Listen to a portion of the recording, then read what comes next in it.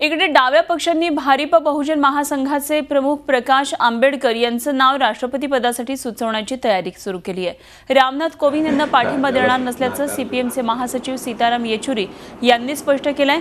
मीरा कुमार यांनी लोकसभेचं अध्यक्षपद एकदा भूषवलेलं आहे, त्यामुळे त्यांना आणखी एक घटनात्मक पद देण्याविषयी डाव्या पक्षांचा आक्षेप आहे। त्यामुळे डावे पक्ष प्रकाश आंबेडकर यांना शर्यतीमध्ये उतरवण्याची चिन्ह आहेत, पण स्वतः प्रकाश आंबेडकर याविषयी किती उत्सुक आहेत याबद्दल अजून साशंकता आहे। आंबेडकर यांनी झी24 तासला 2 दिवसांपूर्वी दिलेल्या मुलाखतीमध्ये देशात आदिवासी चेहरा राष्ट्रपतीपदी असावा अशी भूमिका मांडली होती।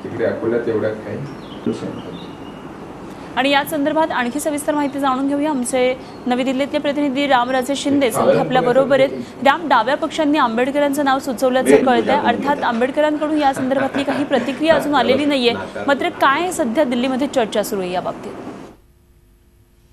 बिलकुल, प्रकाश आंबेडकर यांच्याशी आपण चर्चा केली होती आणि त्यावेळी त्यांनी बोलताना सुद्धा सांगितलं होतं की या संदर्भामध्ये ते इच्छुक नाहीयेत, परंतु आता विरोधी पक्षामध्ये फूट असल्याचं दिसून येतंय। काँग्रेस एक नाव पुढे करण्यासाठी तयार आहे, मीरा कुमार यांचं नाव कदाचित काँग्रेस पुढे करत आहे। मात्र त्याच वेळी मार्क्सवादी कम्युनिस्ट पार्टी आता प्रकाश आंबेडकर यांचा नावाला आग्रह केलेला आहे, त्यामुळे विरोधकामध्ये ती फूट दिसून येते। एका नावावर विरोधक ठाम नाहीयेत, सक्षम नाहीयेत आणि याच पार्श्वभूमीवर आज 4:30 वाजता विरोधकांची जी बैठक होणार आहे ती महत्वाची असणार आहे। नेमकं नाव कोणाचं निश्चित होईल ते या बैठकीमध्ये समजेल।